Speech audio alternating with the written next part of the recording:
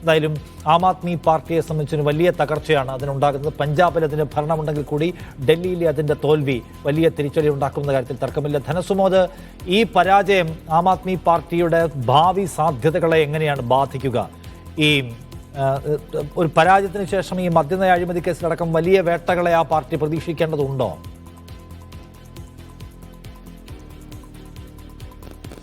ഇനി വലിയ തരത്തിലുള്ള ഒരു പ്രതികാര രാഷ്ട്രീയം തന്നെയായിരിക്കും ഇനി BJPയുടെ ഭാഗത്തു നിന്നുണ്ടായിരിക്കുന്നത്. സാധാരണ ഒരു BJP ഏതെങ്കിലും തരത്തിൽ BJPയുടെ നേതൃത്വത്തിലുള്ള സർക്കാർ അല്ലെങ്കിൽ ഏജൻസികൾ ഏതെങ്കിലും തരത്തിലുള്ള ഒരു വേട്ടയാടി അവരെ ഒരു പ്രതിപട്ടികയിൽ ഉൾപ്പെടുത്തിയിട്ടുണ്ടെങ്കിൽ അവർ പരാജയപ്പെട്ടെങ്കിൽ പോലും പിന്നീട് അവർക്ക് അതിൽ നിന്ന് കുതറി മാറാൻ പറ്റാത്ത ഒരു കാഴ്ചയാണ് കാണുന്നത്. ഇപ്പോൾ തെലങ്കാനയിൽ ചന്ദ്രശേഖർ റാവു സംസ്ഥാനം തന്നെ രൂപീകരിച്ച നേതാവാണ്, അതിന്റെ മുൻനിരയിൽ നേതാവാണ്.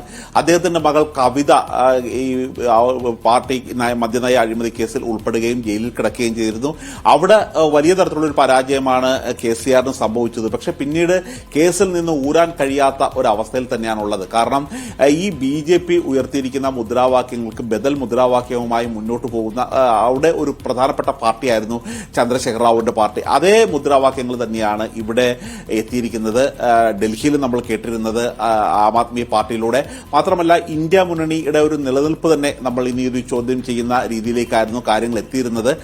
ഇപ്പോൾ ഇന്ത്യ മുന്നണിയിൽ NCP, അഖിലേഷ് യാദവ്, സമാജ്വാദി പാർട്ടി തുടങ്ങിയവർ നേരിട്ട് പിന്തുണ കൊടുത്തത് അരവിന്ദ് കെജ്രിവാളിന് വേണ്ടിയായിരുന്നു. മാത്രമല്ല അവിടെ ഒരുമിച്ച് മത്സരിച്ചിരുന്ന UPയിൽ ഒരുമിച്ച് മത്സരിച്ചിരുന്ന അഖിലേഷ് യാദവും കോൺഗ്രസും പിന്നീട് തെന്നിമാറുകയും അതിനുശേഷം അരവിന്ദ് കെജ്രിവാളിന്റെ ഒപ്പമാണ് ഇന്ത്യ മുന്നണി. അതുകൊണ്ട് ഇന്ത്യ മുന്നണിയിൽ നിന്നും കോൺഗ്രസിനെ പുറത്താക്കണം എന്നിവരെ ആം ആദ്മി പാർട്ടി നേതാക്കന്മാർ ആവശ്യപ്പെട്ടിരുന്നു. ആ തരത്തിലുള്ള ഒരു കാര്യങ്ങൾ മാറുകയും കോൺഗ്രസിന് ഇന്ത്യ മുന്നണിയിൽ വീണ്ടും ഒരു മേധാവിത്വം വരികയാണ്. ഇനി ഇന്ത്യ മുന്നണിയുടെ ഭാവി ഒരു പഴയതുപോലെ തന്നെ ആകുമോ എന്നുള്ളൊരു കാര്യത്തിൽ സംശയമുണ്ട്. പക്ഷേ എങ്കിൽ പോലും കാര്യം ഈ അരവിന്ദ് കെജ്രിവാൾ, മനീഷ് സിസോദിയ തുടങ്ങിയ നേതാക്കന്മാർ ജയിലിൽ പോവുകയും അതുകൊണ്ട് ഈ BJP ഏജൻസികൾ പലപ്പോഴും അവരുടെ മേലിൽ ആരോപിച്ച കുറ്റം അത് ശരിയാണ് എന്നുള്ളൊരു വർത്തി തീർക്കാൻ പലപ്പോഴും വിഘാതമായിരുന്നത് ഈ കൃത്യമായ പല പേപ്പറുകളും ഈ നിയമസഭയിൽ നിന്നും അല്ലെങ്കിൽ ഏതെങ്കിലും തരത്തിലുള്ള സർക്കാരിൽ നിന്നും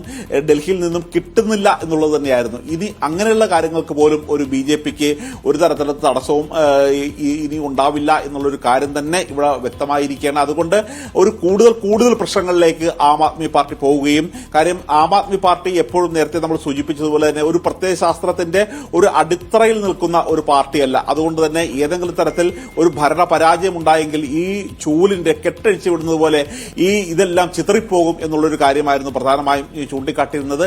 മാത്രമല്ല ആം ആദ്മി പാർട്ടി 2013 അധികാരത്തിൽ എത്തിക്കഴിഞ്ഞപ്പോൾ അവർക്ക് ഒരുപിടി നേതാക്കന്മാർ മുന്നിലുണ്ടായിരുന്നു. പക്ഷേ പലരെയും യോഗേന്ദ്ര യാദവ് ആം ആദ്മിയുടെ മുന്നിൽ ഉണ്ടായിരുന്ന ആളാണ്. അതേകൂടാതെ ഡൽഹിയിലെ പ്രമുഖരായ അഭിഭാഷകൻ ഭൂഷൺ അദ്ദേഹം ആം ആദ്മിയിൽ ഉണ്ടായിരുന്ന ആളാണ്. അങ്ങനെ പല നേതാക്കന്മാരെ പല ഘട്ടങ്ങളിലായി അടർത്തി മാറ്റുകയും ഒരു ഏക നേതാവ് എന്ന രീതിയിൽ അരവിന്ദ് കെജ്രിവാളിലേക്ക് മാത്രം പാർട്ടി കേന്ദ്രീകരിക്കുന്ന ഒരു കാഴ്ചയാണ് പിന്നീട് നമ്മളൊരു 10 വർഷത്തിനിടയിൽ ഇവിടെ കണ്ടത്.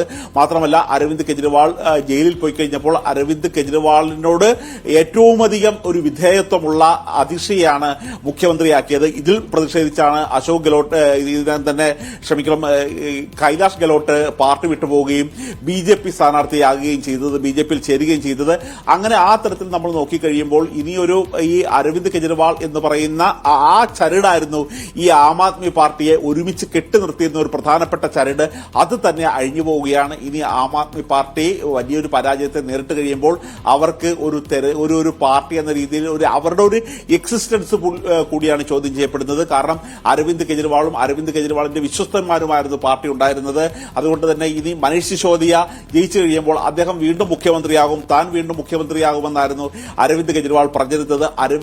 ആം ആദ്മി പാർട്ടിയിലെ അരവിന്ദ് കെജ്രിവാളിന്റെ ഒരു മേധാവിത്വം അവസാനിക്കുന്ന ഒരു കാഴ്ച കൂടിയാണ് നാം കാണുന്നത്. അതുകൊണ്ട് തന്നെ ഇനി പഞ്ചാബിൽ മാത്രം അധികാരത്തിൽ നിലനിർത്തിക്കൊണ്ട് ഈ പാർട്ടിക്ക് എത്രത്തോളം ഇനി മുന്നോട്ട് പോകാൻ കഴിയും എന്നുള്ളത് തന്നെ വലിയൊരു ചോദ്യചിഹ്നമാണ്. അതാണ് ആം ആദ്മി പാർട്ടിയെ സംബന്ധിച്ച് അത് എങ്ങനെയാണ് മുന്നോട്ട് പോവുക ഇനി എന്നത് വലിയ ചോദ്യചിഹ്നമാണ്. സാധാരണ ഒരു പരാജയമല്ല. അപ്പുറത്ത് BJP ആണ് വിജയിച്ചിട്ടുള്ളത്. BJP കേന്ദ്രത്തിൽ വിജയിച്ചു 2014-ലും 2019-ലും 2024-ലും. വിജയിച്ച ശേഷം അതെങ്ങനെയാണ് എതിരാളികളുടെ സാധ്യതകളെ പൂർണ്ണമായും അടച്ചുകളയാൻ പണിയെടുത്തത് എന്ന് ആം ആദ്മി പാർട്ടിക്ക് നല്ല ഓർമ്മയുണ്ടായിരിക്കട്ടെ. കോൺഗ്രസ് വിമുക്ത ഭാരതം എന്ന മുദ്രാവാക്യത്തിലൂടെയാണ് അവർ മുന്നോട്ട് പോയത്.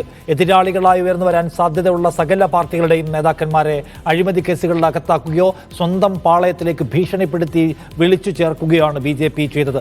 ആം ആദ്മി പാർട്ടി ഇനി തലപൊക്കാൻ സാധിക്കാത്ത വിധത്തിലുള്ള പണികൾ ഈ പരാജയത്തിന് ശേഷം അല്ലെങ്കിൽ ഡൽഹിയിൽ അധികാരമേറ്റ ശേഷം BJP ചെയ്യുമെന്നതിൽ തർക്കമൊന്നും വേണ്ട. ആം ആദ്മി പാർട്ടിയെ സംബന്ധിച്ച് ഞങ്ങളിതാ അഗ്നിശുദ്ധി വരുത്തി തിരികെ വരാൻ പോവുകയാണ്. ജനങ്ങളുടെ വലിയ പിന്തുണ സാധ്യമാക്കിക്കൊണ്ട് മദ്യനയ അഴിമതി കേസിൽ ഞങ്ങളെ വേട്ടയാടിയതാണ് എന്ന് ഞങ്ങൾ ഇവിടെ സ്ഥാപിക്കും ഈ ജനാധിപത്യ ഇടത്തിലെന്നാണ് പ്രഖ്യാപിച്ചതെങ്കിൽ ആം ആദ്മി പാർട്ടിക്ക് അതിന് കഴിഞ്ഞില്ല എന്നതാണ് അവരെ സംബന്ധിച്ച് ഏറ്റവും നിർഭാഗ്യകരമായ സംഗതി.